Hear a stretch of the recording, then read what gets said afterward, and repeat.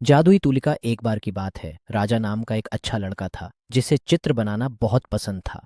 एक दिन उसे जंगल में एक जादुई तूलिका मिली। वह जो भी बनाता वह सच हो जाता। उसने भूखे जानवरों के लिए फल, गरीबों के लिए घर और बच्चों के लिए खिलौने बनाए। एक लालची राजा को इसकी खबर लगी और उसने तूलिका छीनने की कोशिश की। राजा ने एक ड्रैगन बनाया जिससे वह डरकर भाग गया। राजा ने वादा किया कि वह तूलिका से सिर्फ अच्छे काम ही करेगा। अब वह तूलिका से सबको खुशियां बांटता है। अब राजू हर दिन तूलिका से लोगों की मदद करता था। जब किसी के पास खाना नहीं होता, वह तूलिका से ताज़ा भोजन बनाता। बारिश में भीगते बच्चों के लिए वह रंग बिरंगे छाते बनाता। गांव के लोग उसे प्यार से चमत्कारी बच्चा कहने लगे। एक दिन गांव में सूखा पड़ गया। राजू ने पहाड़ पर जाकर एक बड़ी नदी का चित्र बनाया। जैसे ही उसने आखिरी रंग भरा, सचमुच पानी बहने लगा। गांव में फिर से हरियाली आ गई। राजू जानता था, सच्चा जादू तूलिका में नहीं, उसके अच्छे दिल में था। राजू की अच्छाई की कहानी दूर दूर तक फैल गई। एक दिन एक अंधी बच्ची उसके पास आई और बोली, मुझे रंग कभी दिखाई नहीं दिए, क्या तुम मेरे लिए कुछ बना सकते हो? राजू मुस्कराया और एक खास चित्र बनाया। एक फूल जिसमें से खुशबू निकलती थी और संगीत बजता था। बच्ची मुस्कुरा उठी। अब राजू ने सीखा कि सच्ची खुशी दूसरों की मदद करने में है। उसने तूलिका एक पेड़ के नीचे गाड़ दी ताकि कोई और नेक दिल बच्चा उसे पाए। राजू चला गया, लेकिन उसकी कहानी सबके दिलों में हमेशा के लिए बस गई। सालों बाद एक नन्हा लड़का गोलू उसी पेड़ के पास खेल रहा था जहां राजू ने तूलिका गाड़ दी थी। अचानक उसे जमीन में कुछ चमकता दिखाई दिया। वह वही जादुई तूलिका थी। गोलू बहुत खुश हुआ, लेकिन उसने सोचा, क्या मैं इसका सही इस्तेमाल कर पाऊंगा? उसने सबसे पहले अपनी माँ के लिए एक गर्म रजाई बनाई, फिर अपने दोस्तों के लिए किताबें। धीरे धीरे वह भी लोगों की मदद करने लगा। एक रात उसे सपना आया। राजू मुस्कुरा रहा था और कह रहा था, अब तुम तूलिका के असली हकदार हो। अब तूलिका फिर से किसी नेक दिल। गोलू अब गांव का हीरो बन चुका था। एक दिन एक धनी व्यापारी आया जिसने गोलू से कहा, मेरे लिए सोने का महल बनाओ, बदले में ढेर सारे पैसे मिलेंगे। गोलू सोच में पड़ गया। पैसे से वह अपने घर को सुधार सकता था, लेकिन उसे राजू की सीख याद आई। जादू अच्छे दिल में होता है, तूलिका में नहीं। गोलू ने मुस्कुराकर मना कर दिया। उसने व्यापारी के लिए एक छोटा प्यारा घर और भोजन का चित्र बनाया।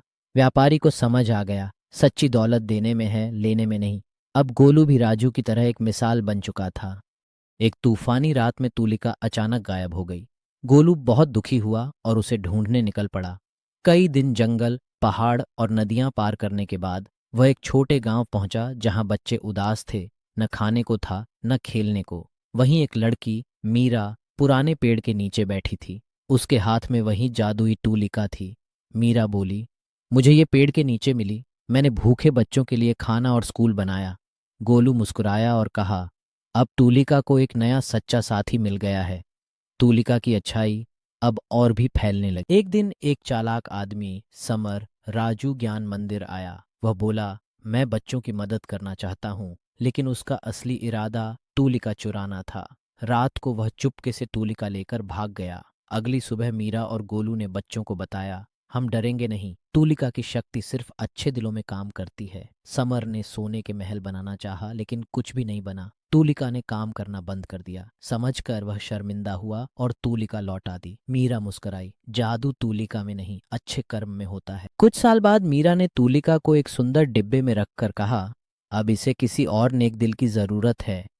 एक दिन वह डिब्बा एक अंतर्राष्ट्रीय मेले में दान किया गया। एक जापानी बच्चा, केंजी, जिसे चित्र बनाना बहुत पसंद था, उसने डिब्बा खरीदा।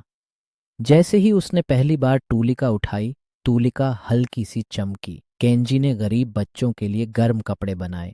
उसके देश में भी तूलिका का जादू फैलने लगा। अब तूलिका सिर्फ भारत की नहीं, पूरी दुनिया की बन गई थी। जो भी सच्चे दिल से सोचे, तूलिका उसकी मदद करने को तैयार थी। केंजी को भारत के बच्चों के बारे में जानकर बहुत अच्छा लगा।